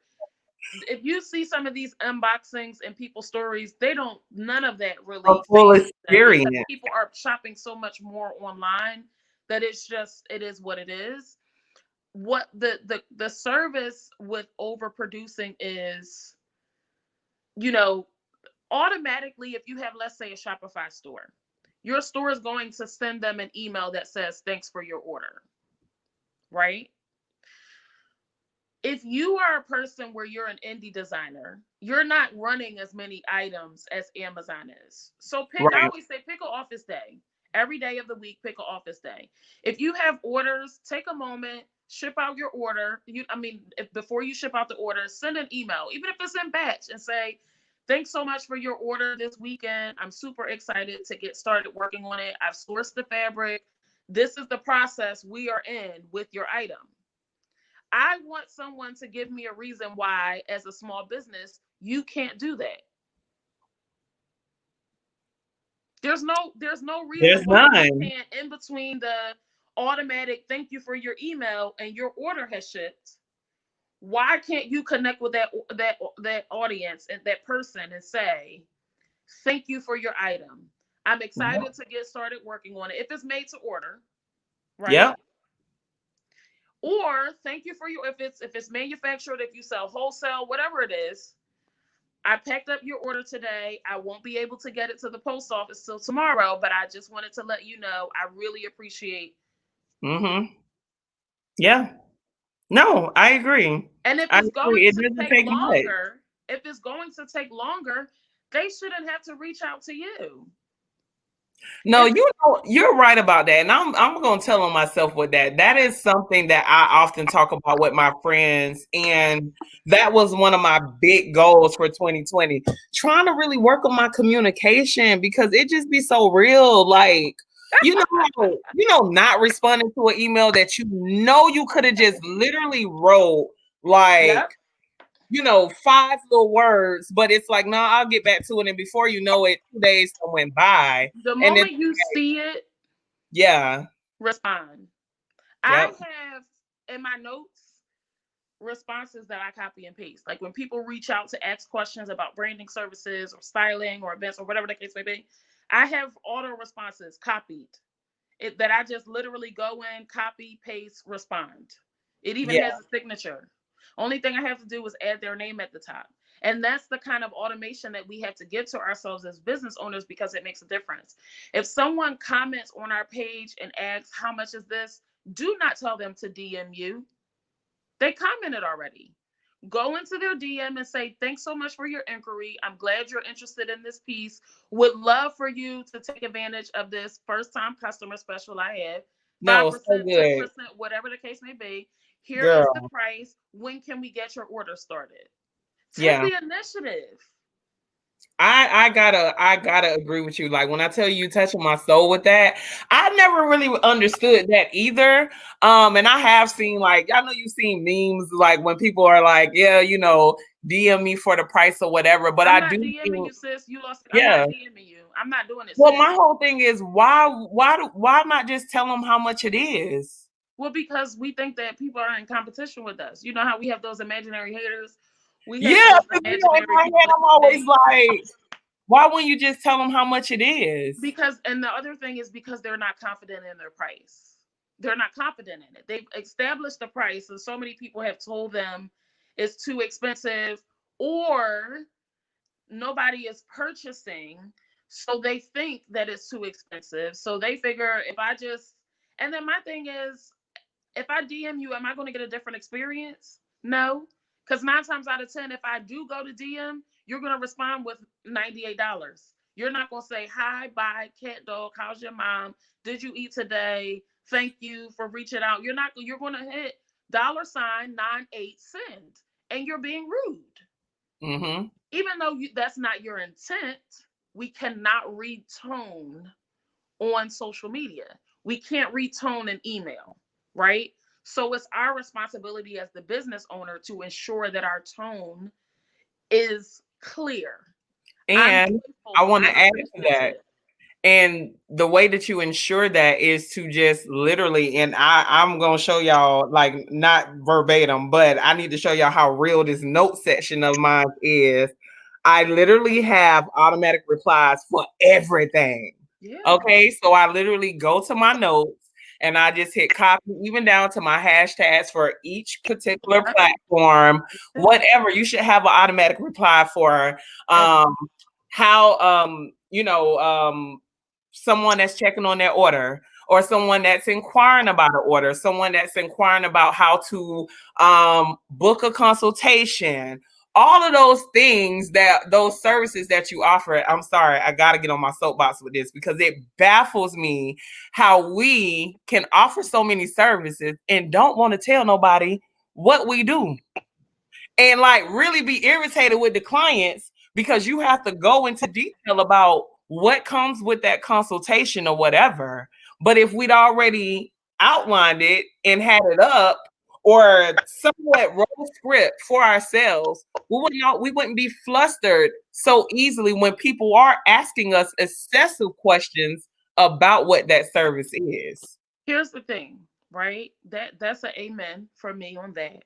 I've heard people say, um, I have a website for that. That's very rude, because here's the thing. Girl. I'm not leaving what, and I'm trying to get you guys to think, like, put yourself in the place of a customer.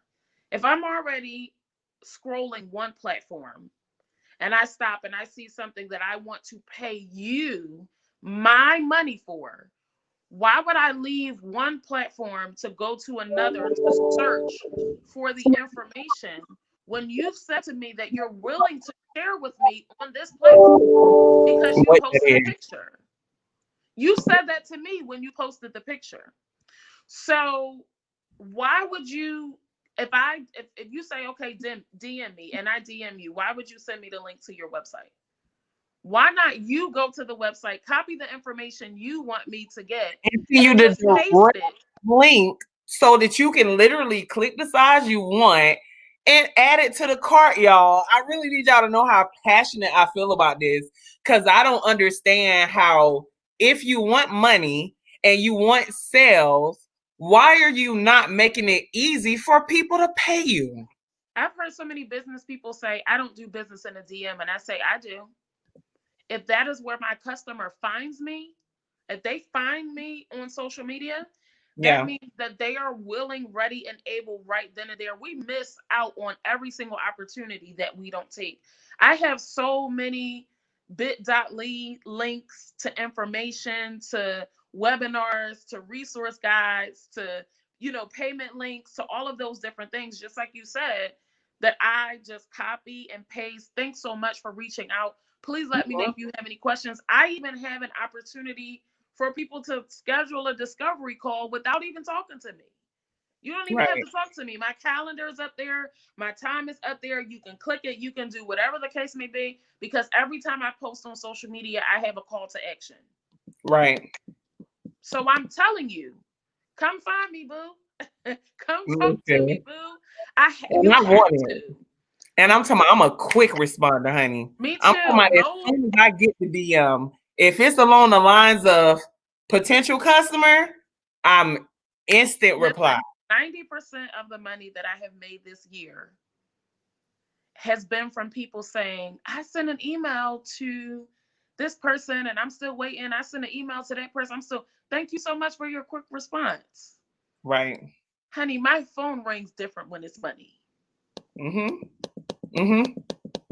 I gotta agree. Someone said, "Do you think focus group is a great idea for lunch and a line?" I'm gonna just answer that and say, yeah, because I have a focus group. Um, It is. Absolutely, and they're gonna tell you the truth, but you got to make sure that you target the right people. So when Right. you post about this focus group, let's say you post it on your Facebook, right? Y'all know I'm about to be real frank. Which is a good place to place it. It is a good place to place it, but if your Facebook group is full of your family members, how are you going to get the results that you need?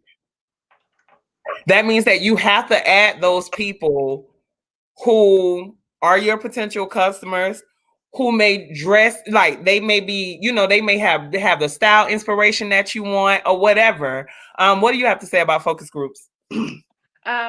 So just like I said before, being able to have a focus group depends on your ability to identify who your demographic is, who your target Mhm. audience is. When you have a focus group, though, the work is on you to get what you want from it.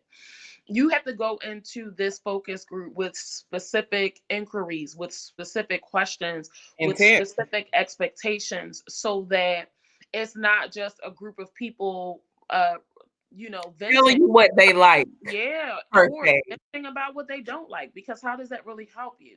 You have to sit down before you form this focus group and figure out what it is that you would like to learn from this group of women. Not, it shouldn't really be, I mean, you can get a magazine and figure out what the trends are,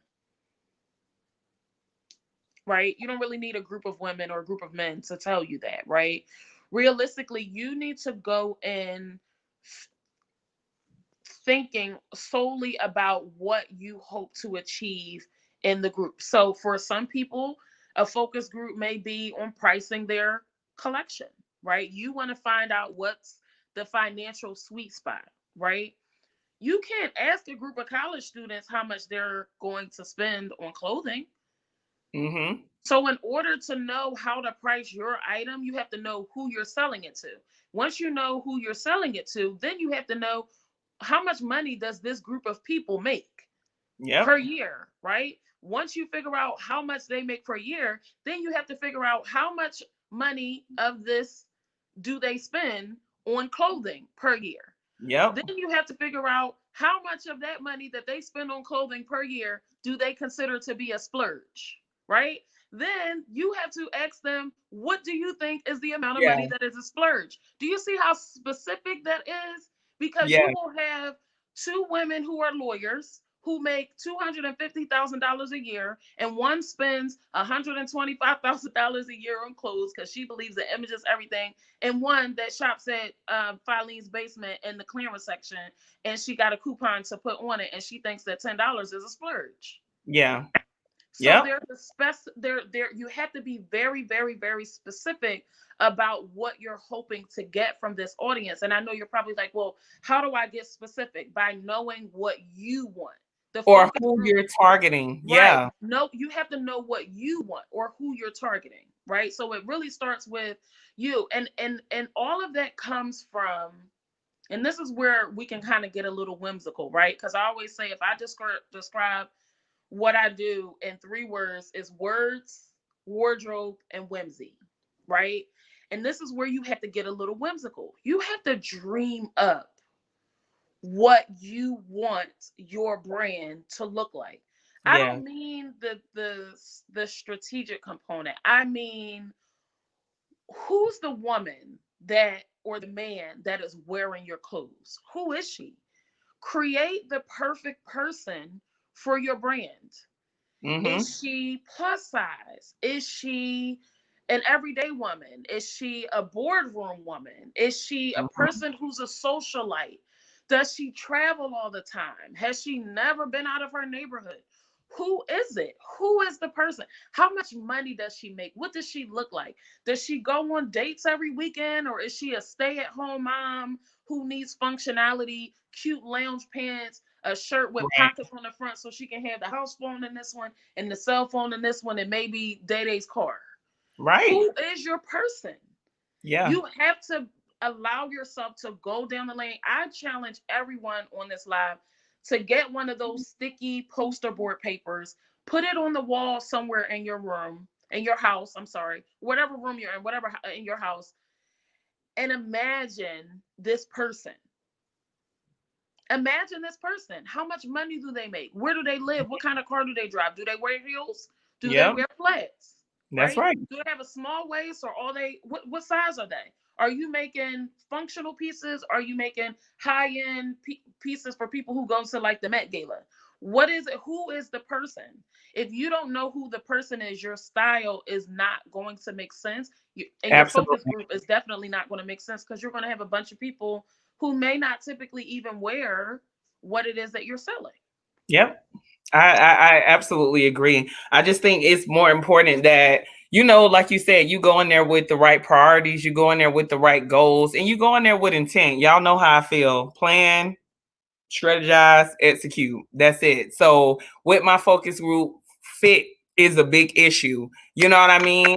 Fit being a bigger woman, a taller woman. So of course it would make sense if I'm trying to cater to extended sizes that I create a focus group to figure out what I can do to be better at catering to extended sizes. So it's just not being afraid and also just owning it. I do want to just talk about that, just a little bit about just having that confidence as a designer as well. Because I do think when it comes to a lot of people who are aspiring to be bigger brands, or aspiring to just get to your next best level, right? Because everybody's level, that success is seen differently to each person. But you really just got to have confidence with what it is that you're doing. When I did this, I wouldn't say that I considered myself to be a designer when I first started designing. Does that make sense? So when I put my first collection out, I wasn't really honed in on Christian Omishan is a brand, and you know what I mean? But at the same time, I was scared, but I was like, I'm gonna do it anyways. You're gonna do it scared. And so this is kind of like you have to be really unapologetic in your approach when it comes to your business and your brand. People are gonna see what you show them. That's it. It's just that simple. So you guys really gotta walk and you gotta really hold your head high as well as your business. And when you walk in the room with these people who are bigger than you or who you perceive to be bigger than you, you're still standing on the same playing field. You know what I mean? And you're not feeling like a small person. Yeah, I think that I'm really big on mindset when it Yep. comes to business, when it comes to life in general. I actually have a 6 week program called the Mindset Meetup. Hmm. And it really is helping like business owners to understand that if we can manage what our mindset is about our business, we can manage what others' mindset is about our business. About our business. Right, Yeah. right.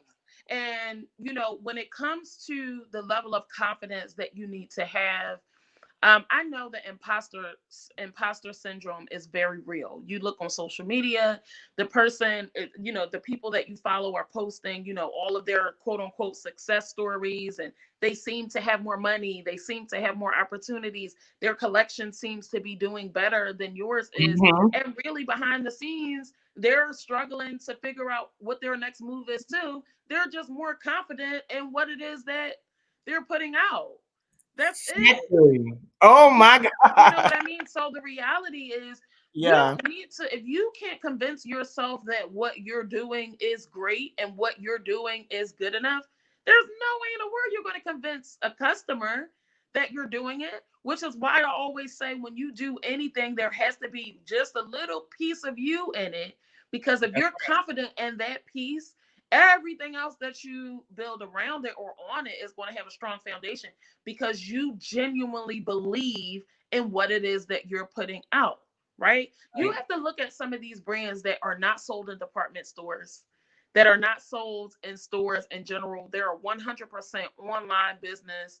One that's local here to Philadelphia, Milano. Well, she's in LA now, but she's She from sure Philly. is, and I know Yeah, exactly who she is. Yeah. yeah, she's from Philly, North Philly girl, and she built this collection, and people were trying to tear her down because she purchased wholesale T-shirts from H&M and put her logo on them and charged $95 for a T-shirt because she was confident in the luxury of her brand, not Right. the cost of the product, but the quality of the experience, the exclusivity of it. And they Right. tried to tear her down, and now she's a multi-million-dollar business and sells out all of the time. But it's because she's confident. Her content exudes confidence. The way that she speaks about herself exudes confidence, and the way that she carries herself when she walks into places, even before she had this major brand here in Philly, she was always a confident girl. You know what I Mm-hmm. mean? So you have to Yeah. kind of find that sweet spot with yourself of, you know, when am I the most confident, right? If you feel like you're the avatar for your business, right? Some Yeah. people are like, well, I don't have to make up a customer in my mind. I'm my customer, right? So then be the face of your brand. You don't have to be it online. So then dress yourself the way that you want your customer to see the value in what it is that you do. When you, Let me add to that right quick. mm-hmm, Sorry. yep. So, with her saying that, you guys, it is very baffling to me that I don't see a lot of designers wearing their own clothes. That's all I'm gonna say. Take it how you want. Look, Go ahead. my thing is this, and I always say this when it comes to like, and I'll say this from a stylist perspective. When people come up to me, let's say when I go to Full Figure Fashion Week, right? Mhm. When people come up to me and say, oh, I know that you're a stylist. I follow you on social media. I'm a designer. The very first question I ask them is, oh, is this your designs? And they're like, no, this is ASOS girl. And I'm like, ooh, we at the event of the year for the blessed industry. You're not confident enough in your designs to wear it. I'm gonna take this card, but baby, I Yep. don't know. Because the reality is you have to make me believe that your stuff is the ish. Mhm. You should be wearing it. But I think the most important thing is we have to show the customer who they can be through our brand. That's And if right. we're not exuding that ourselves,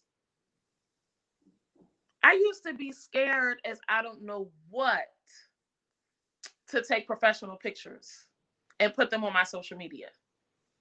I Yeah. would be on photo shoot sets, getting on the floor, climbing ladders on the wall, showing models how to pose, what to do. Hold your hand like this, hold your leg like this. I mean, people would be on set absolutely amazed. They're like, you should model. And I'm like, no, honey, not Mhm. this one, right? I did not see the growth in my business until I decided that I was going to twice a year now Right. invest in full-fledged imagery, not of my clients, not of my work, but of myself. Because I can't preach image, I can't preach confidence, mindset, transparency, authenticity.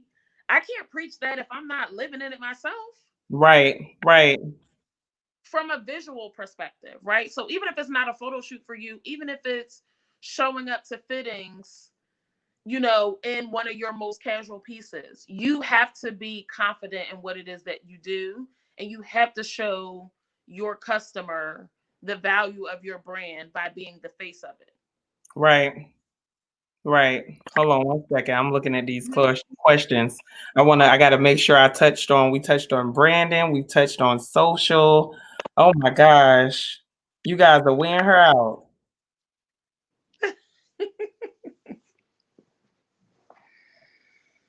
Somebody said, what are 5 tips you recommend to a e-commerce business? Ooh. First of all, good product photography. Can we talk about that for a second? We we can. really need to talk about that for a second. Because I know now, now Corinn, um, man, her aesthetic when it comes to fashion photography. Oh my God. Like she just has a very, very creative mindset, just all that. And I'm telling you, I'm still like, whenever I can hire you guys, man, they are Yeah. going to do my stuff. I'm telling you, she has a whole team, hairstylist, photographer, the whole nine. They come, they travel. So I'm definitely like, I can't wait. But I want to talk about that because I feel like now, the photo imagery, I do talk a lot about this in my group because I do shoot a lot and I'm learning a lot about shooting, when I got into that or Yeah. whatever. Yeah. Absolutely. And so, but I do think that it is still like kind of put on the back end. And I really think that it has a lot to do with our progression. Just the bar, like that thing that sets us apart, period, that even has someone to say you must be an indie designer. Would you agree with that? I do. I do agree with that. And I want you to be Um, candid with them about that because we talk I'm about getting images ready. and stuff. Yeah, I'm getting ready to be candid. I think that what people don't understand about the difference between e-commerce business and brick and mortar is that when you walk into a store, you can feel the product. Yeah. You can the store may have a signature scent. You walk in, there's a smell. The person is greeting you at the door, right? And if they're a good salesperson, right, they're like, oh, let me start a fitting room for you. You must be a size 18. And you like, well, I'm a 20, but thank you. You know what I mean? They're starting a fitting room. They're pulling pieces from you. They're taking you in the fitting room. And by the time you're finished, you went in there for one red dress for, the christening you got to go to on Sunday, and they done sold you a whole new wardrobe because of that experience. Right. E-commerce businesses don't have that prerogative. They don't. The only thing that they have to give their customer a warm, welcoming hug is their visual aesthetic and their customer service. Yeah. There's nothing else that you have to tell a story. And some people argue with me and they're like, well, what about my website? When's the last time you sat and read through somebody's website? Right. I go You straight have to the pictures. If it ain't like a click, click, click, I'm off the site. period, right? Point blank, period, I'm right? not reading nothing. So when it comes to images, and of course, I'm always an advocate for making the investment, but if the resources are not there, then the intention has to Has to be. be. The intention has to be, right? So you Absolutely. have to make sure that if it's wholesale, you have to make, if you're selling wholesale pieces, even though I know everybody here is a designer, but it's about the presentation, right? They Let's do say you sell, some people decide. sell wholesale as well. So Right. yeah, So good. let's say you're wholesale. You shouldn't be taking the item right out the plastic, putting it on the model, Or and taking the picture from the website and putting it directly on your site. Not going yeah. I out don't of your trust your way I to don't do I don't trust your nothing website. extra. I don't Yeah. trust your website. When I, as a consumer, and I shop, y'all. So when I say consumer, I consume. Okay. I do not trust a website where if I go to one person that sells this dress and I go to another person that sells the dress and it's the same picture, I'm not purchasing from either one of them. Yep. Because I don't, now I feel like it's a hex site set up. Y'all done stole these people's wholesale pictures. I don't, it's too easy to take lifestyle photos. I hear the excuse from people, oh, well, I don't have a backdrop. I don't know about lighting. I don't. Go outside between 11 a.m. and 2 p.m. in the daytime when the sun is the highest. Put the garment, please, well steamed, well fitting, on the person. If you don't know how to do makeup, please ask them to come with their makeup already done. There is nothing like seeing a woman that's not fabulous in a piece that's supposed to be Right. fabulous just because I need a picture. Your experience and your story is told through your imagery, right?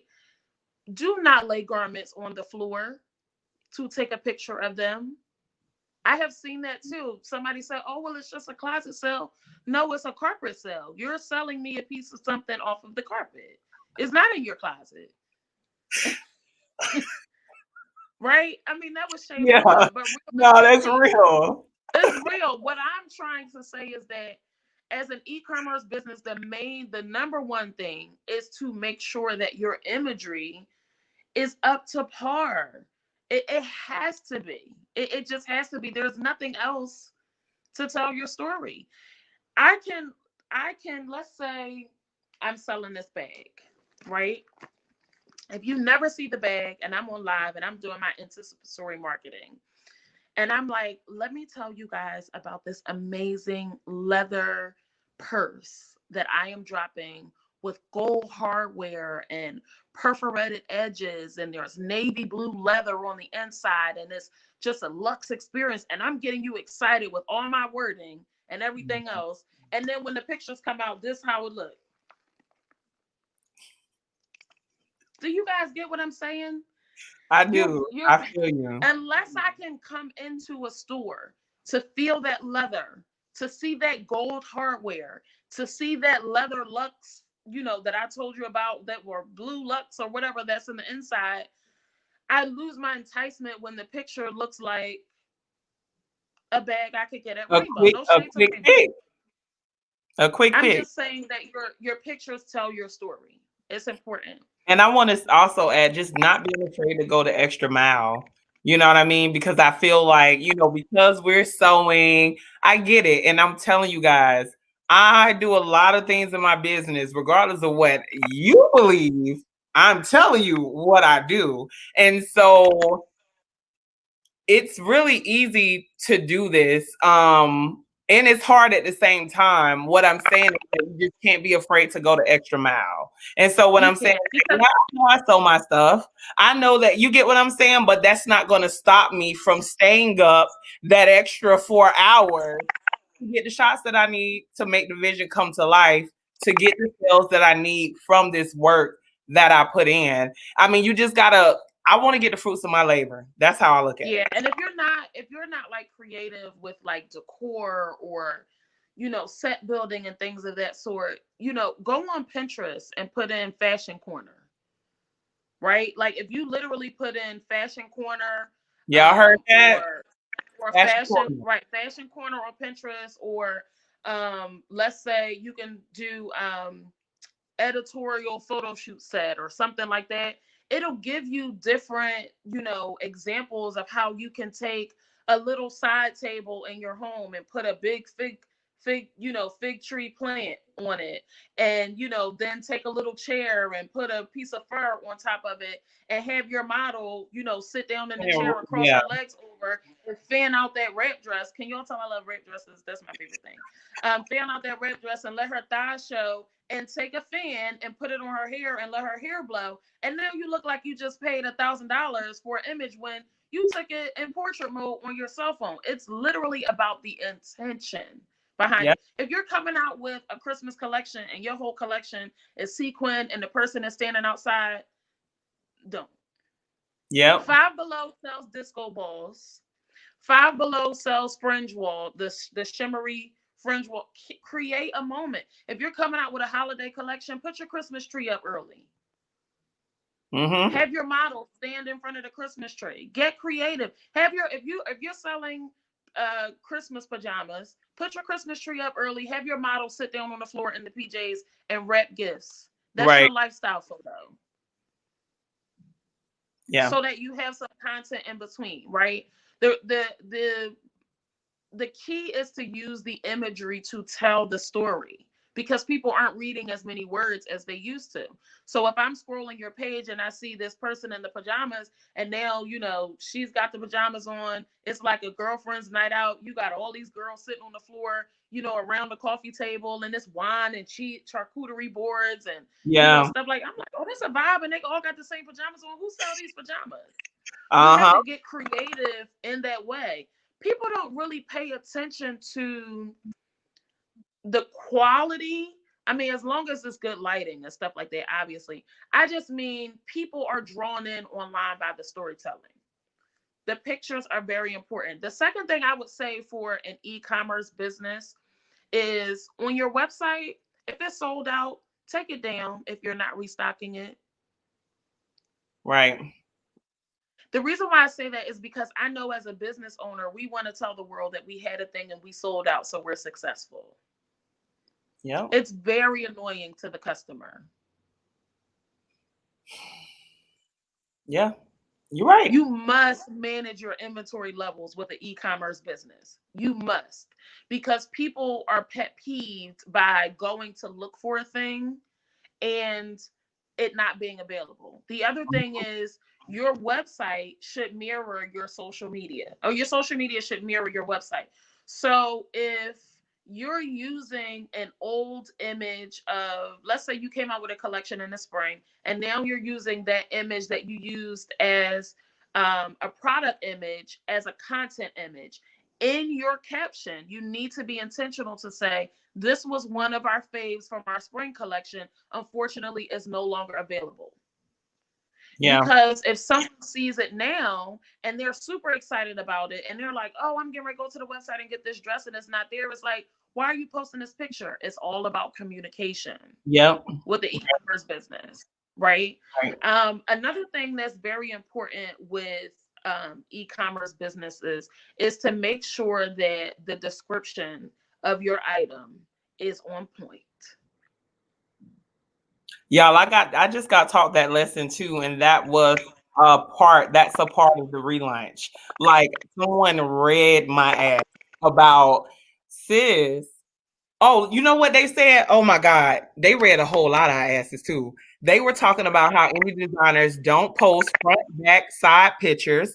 They were talking about just how we don't show any details of the garment. And y'all, I went to my website, and when I first started, I used to do that. And somehow along the line, somebody done knocked me upside my damn head, and I've stopped. Like I'm some kind of, like I'm where I want to be. You understand what I'm saying? And it's like, no, sis.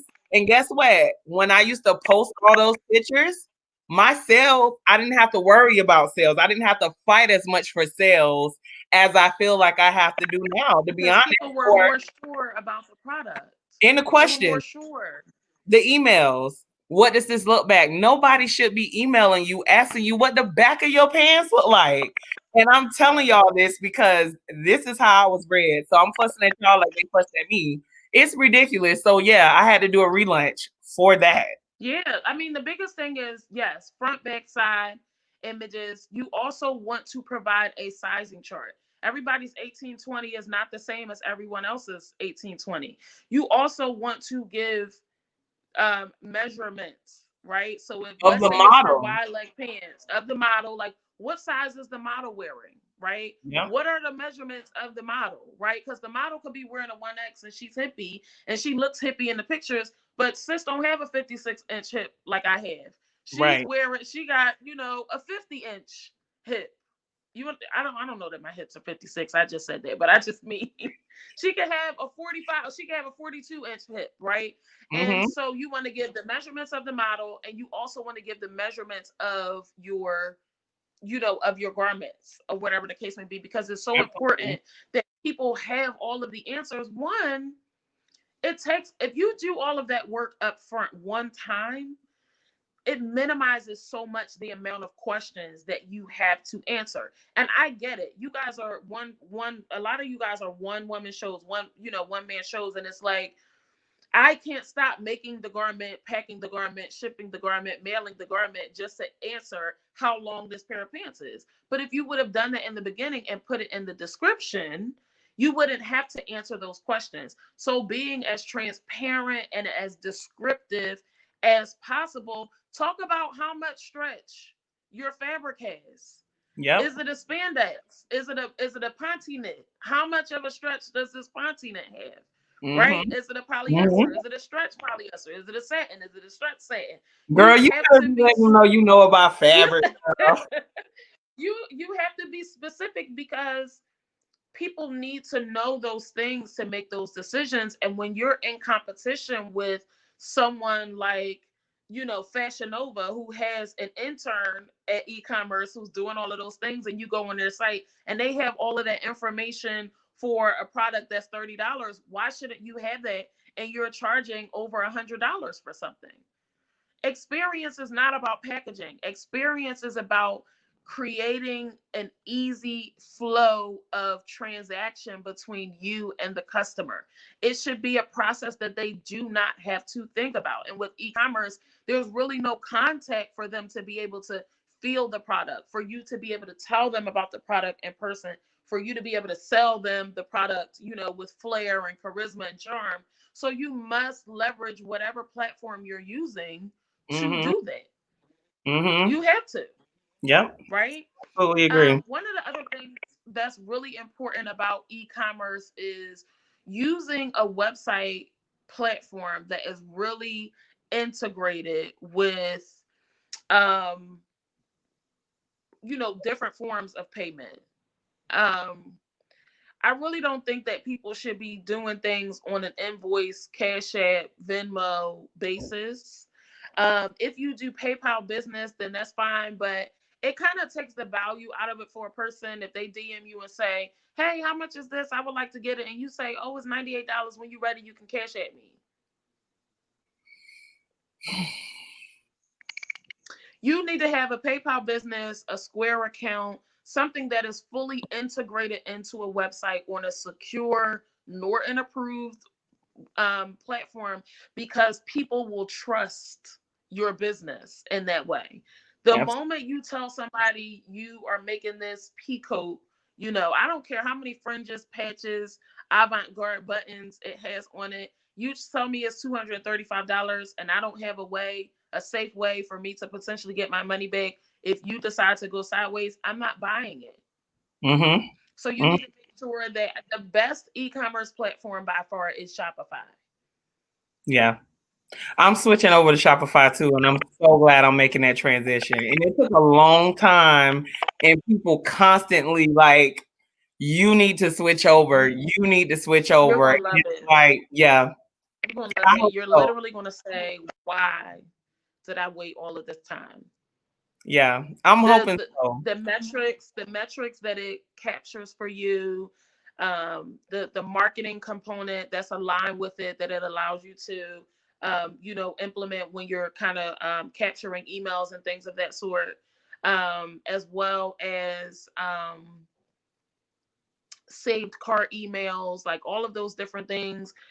And their packages are really good, where all of those things, where every business needs it. I hate when people do, like, let's say a Wix website, and Wix will charge you $10 a month for forgotten email carts, and then five Right. dollars a month for an email address. It's just too much penny nickel dime, where their packages have it all included. So No, it it's makes the sense. best one. If I'm you're not excited tech about it. savvy, they have store templates for you that you can use. So I know that you still doing like your master class and stuff like that? I All right, am. so tell them a little bit about what if there's any services or anything, because it's about to hit 2 hours and I gotta wrap up. Oh, okay, If yes. there's any services or Yes, me anything, too. I know it's some people that would definitely love to reach out and I'm like, I'm connect with getting the you. side eye now. Look, Like, and they asked you about IG, so make sure you leave your IG and tell them how they could connect with you as well. okay, absolutely. So, currently, I actually have a 6-week program that is starting on November 10th. It is called the Mindset Meetup. The Mindset Meetup is designed to help business owners launch, relaunch, or rebrand their business. We talk about effective and specific goal setting. We also talk about service that sells. That's week 2. Week 3 is Instagram and Facebook ad success, and how to really hone in on, you know, what your ad should look like and what your audience should be, and not letting Facebook and Right, Instagram always pick that. And then we talk about content marketing, audience messaging, and then we go into the full launch as a whole. So that program, the sign up for that actually closes on Sunday, and then we start on Tuesday, the okay. 6th, and that's a group strategy intensive. You guys can follow me on 2 different places. If you want to follow me for fashion, I've been on a hiatus from Beauty Box Style, but I will be back. It is at Beauty Box Style on Instagram. And for all of my branding, it is simple branding with Corrinn. So Corrinn. Those are my two Instagram classes. If you guys have any questions about Mindset Meetup, feel free to DM me on Branding with Corinn. And I'll answer any questions. And I also have other ways that we can kind of do strategy and content marketing and all that other good stuff.